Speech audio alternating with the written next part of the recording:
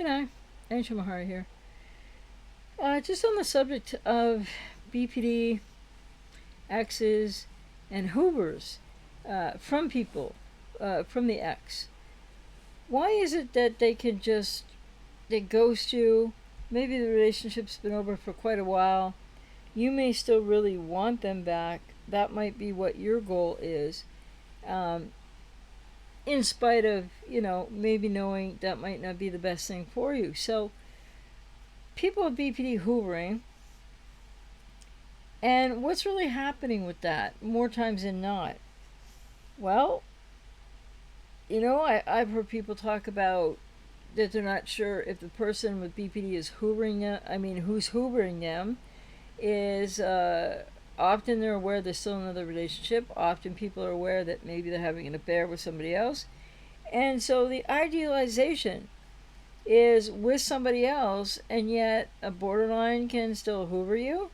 What's that about? Well, if you're the last X, sometimes it's a couple X's ago, but generally speaking, if you're the last X, what it really has to do with is the fact that while they're in some form of situationship with the next person or having an affair with someone else or whatever the whole conglomeration of situations and iterations could be, they're idealizing someone else, or they're in that stage still with someone else, and then they come and hoover you. And there's a lot of people that want to get back with their BPDXs, etc., as is, something to talk about more because it is pretty prevalent out there in a certain percentage of people, and even when they know it's not in their best interest. So, but what is that hoover about under these circumstances? And when people even know what's going on in the ex's life, which is a whole other issue again of like how people aren't no contact, or have people that are in contact with the ex and get it through the grapevine, so to speak, not always off social media. Well, the person with BPD is hoovering back. It's not always a hoover that is romantic. It's not always a hoover that is, I want you to be my best friend. It's not always a hoover that says anything relationally about you and your ex with BPD. Many people get hoovers where they are in still another relationship or in having an affair with somebody else and these kinds of things. And then what happens is, so why are they doing that? Okay, cut to the chase here. It's all about what they need. So often what it is what they're not needing, quote, relationship. They're not needing, quote, to relate to you. They're not necessarily wanting you back, though one can never tell, because even if they're with somebody else and they're in the idealization phase with someone else, they can hoover you. But what you're going to see in these kind of hoovers, more often than not, it's going to be all about some issue happening in their life unfolding. Might not be about a relationship or situationship issue. Might be financial. Might be like they need help with this, or this just happened because so-and-so did that. And could you lend me this amount of money, or could you help me with this problem, or could you see why I'm not getting what I need because I changed jobs in the U.S. Whatever it is that you got to get money, or you got to get paid for the rest of your work, or you have your whatever it is, 401k, or I might be wrong, in America especially, that's associated with the job, and then you have to get your money. It could be all these different things. But what a lot of people miss in these type of hoovers, in this type of situation, you're glad to hear, a lot of people with codependency, X is glad to hear from this person again, still haven't resolved much, might not be in therapy for that healing recovery journey I'm always talking about. I would here to work with people if I resonate with you. When you're ready to get off that sort of circular, it's not even a roller coaster, is it? It's some other kind of amusement ride, only it's not amusing at all. So they're coming back to hoover you with everything that they're doing. With their negativity, with what's happening for them, with what they need your help with.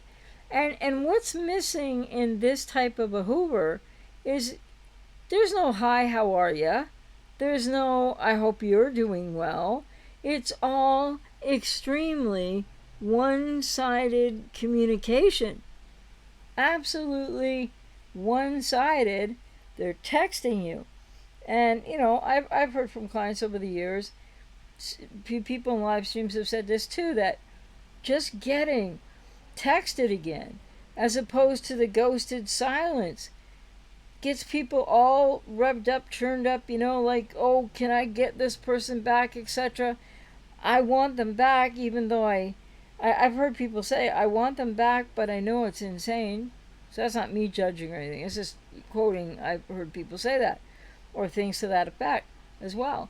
And so these kind of hoovers by people with BPD, otherwise engaged in relationship or affairs, or not seeking in any way to try to apologize to you, talk about you, mention you, reference you.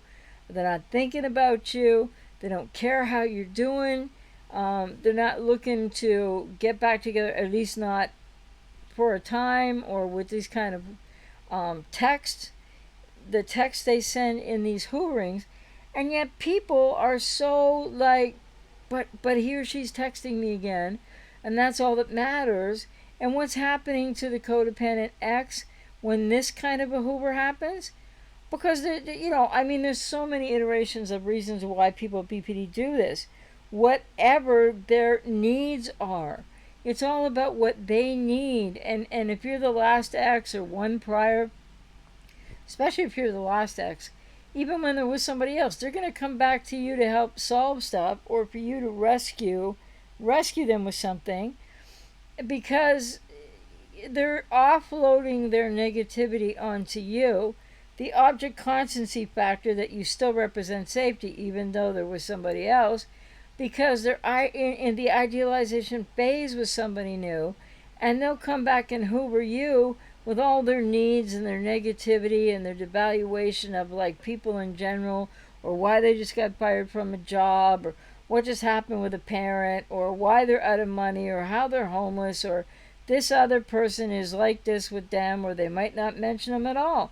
But so there's this kind of hoover where people just get a text from the ex, because of course you haven't gotten no full contact, you haven't gotten no contact, you're still sitting in that limbo place. That's very painful, and that blocks people from codependency from healing and moving on.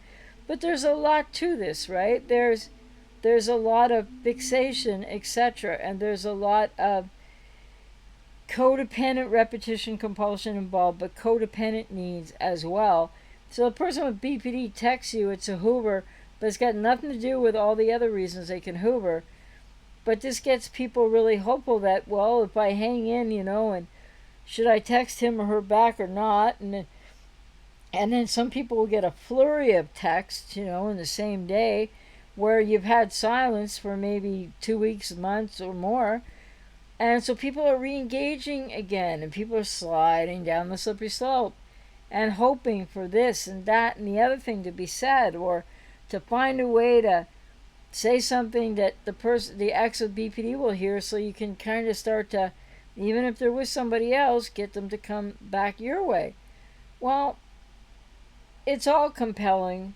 It's all part of what happens for a lot of people who are exes of those with BPD who have codependency, because it's not all about the person with BPD.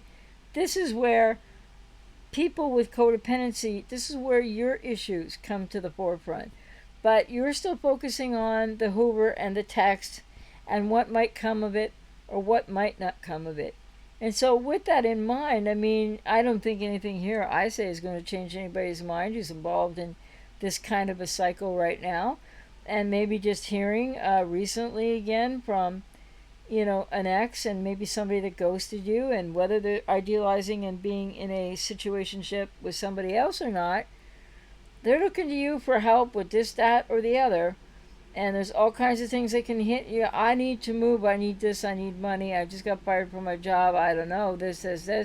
And they're going to offload whatever's going on, whatever mini to major crisis they're in, but they don't want to tell the new man or woman because they're still in that idealization phase. And what does that say about the idealization phase on top of it that I've spoken to before, but that they're after what they need, and they confuse quote love with need. And so these hoovers, with all this texting going on about all the things they want you to help them with, but they don't even say hello or how are you, because it's not about you. And then people think, well, hey, at least maybe I'm back on his or her mind. But what does that really mean? Wait a minute, you're talking about somebody with untreated BPD likely. What does that really mean?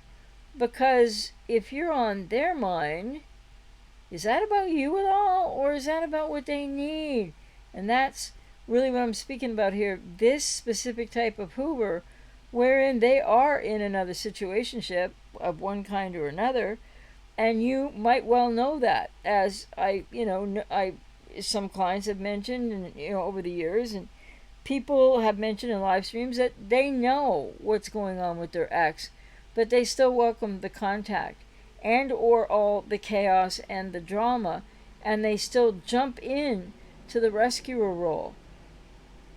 So you really have to think about that, if this has happened to you or is happening to you now, or you think it's about or likely, or you're wondering and may well happen to you again, because this is where people with codependency again continue to abandon themselves.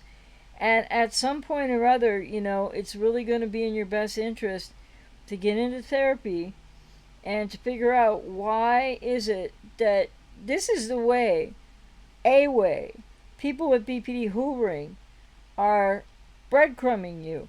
So why, which is often said about narcissists, but this is the way borderlines do it, why are you accepting the breadcrumbs of another opportunity only to rescue that's all about them? When they haven't said hello, they don't say how are you, they don't even, again, they're not seeing you, it's not re-idealization, and then they're going to offload all their negativity, like maybe somebody in where they work, if people are still going to work in actual offices, and some people are, well, maybe some people in those wherever they see other people in their lives, it's just everything, they're devaluing everything, and everything is negative, because they don't just do this in significant other relationships.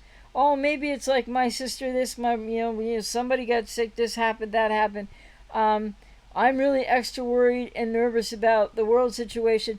Whatever the reasons they contact you in this type of Hoover, what people need to really stop and take a deep breath and look at is, so you might be excited you're back on their minds. But what about you is on their minds when you're just getting the offloading, dumping, crisis du jour, or mini crisis, or building crisis, and all the negativity of what's going on in their life, because they're essentially trying to spare the new person they're idealizing. Do you think it doesn't happen like that for everybody when you're the one being idealized in the beginning? But just think about it. So why are people with codependency so, not all, but many, in this place where any kind of hearing from them again, well, it kind of gives you that sort of hit, doesn't it? In a minor way, at least at first. And then the hope, walking in the river of denial, again, the river of the denial, or the river denial. And why are people with codependency so ready to jump? I mean, it's a pattern. It's a repetition compulsion. And people get it. Like, maybe some people with codependency don't get it, but a lot do. And they do it anyway because maybe you can relate to this. You've just never loved anybody like that before in your life. And that love is more about the unhealthy bond than anything. So when the person with BPD hoovers you back without hello, hoovers you back without how are you, hoovers you back with no idealization, no intent, no apology, nothing that would suggest that they want you back or anything like that. There are these kind of hoovers because they need this, they need that, they gotta offload all the negativity in their life to you, the ex, and you're looking at that as an opportunity. An opportunity for what? And the fact that a lot of people mistake this kind of Hoover situation and other situations as the borderline has you back on their mind. No, not really, because it's all about them. So how do they have you on their mind? You're just sitting again in object other representation without idealization or devaluation of a parent. And they're coming to you like a little kid. I need this much money, this happened, a wheel fell off my car, the boss is not fair to me at work, I hate my coworkers, this is happening, the dog pooped on the lawn, I need help with this, could you check that out for me? I don't know how to do this. These are the Hoovers of ultimate conscious manipulating and using you, whether they realize the emotional component, but that they figure that, you'll put up with this because you still care about them. They get that part at this point, right? And you're being totally used. Now, can this sometimes lead to people getting back with this person? Maybe in time, but maybe not without being ghosted some more. I just did this video because it's a situation that's come up many times, and I recalled it and thought, yes, we should look at this type of BPD Hoover too, and more to the point, how codependents respond to it. A lot of codependents, a lot of exes, with the hope that, oh, I'm on their mind again, and somehow if I just put up with enough of this crap and help them with everything and listen to all this negativity and keep never minding that they're not saying hello, that they keep never minding that you, the codependent, you don't exist to them. It's all about the function of the need that they have and how you can help them, because it's their learned helplessness and there's no re-idealization. Why is it that so many people with codependency know they're being used, and yet they want to try to make that a gateway to something more magnificent is going to happen? They're going to get the good back, when recycled relationships don't provide a whole lot of good. And if they do, it's more short-lived than ever before. A cycle goes around. You're ghosted, devalued, situationship, relationship rupture again, and you're back at square one in a world of hurt. And for people with codependency struggling with this, it's people with severe codependency, number one. Number two, what does it really mean? Well, you don't have the self-worth that you're never going to get in this, any contact with an ex or a relationship with an untreated person with BPD. I'm out here to help you again. Don't forget, if you resonate with me, because you need to find out why you don't have any self-worth. And I mean this really gently with compassion and empathy. You need to get in therapy to find out why you don't respect yourself. You need to get into therapy and a healing recovery process, because why would you be accepting breadcrumb scraps of you being used as a rescuer out of their learned helplessness because they hoovered you and they're not showing you anything but absolute unmitigated learned helplessness and need. Help me with this, help me with that. Listen to me whine and groan. And oh yeah, are they even thinking about who they're speaking to anymore? Where do you think you are if you're on their mind at all? Because they're not going to say anything to you that's about you. So think about that. Sorry about the phone. And take care. Hoovers. People need to find a way to no contact. Hoovers are not what you're hoping for them to be.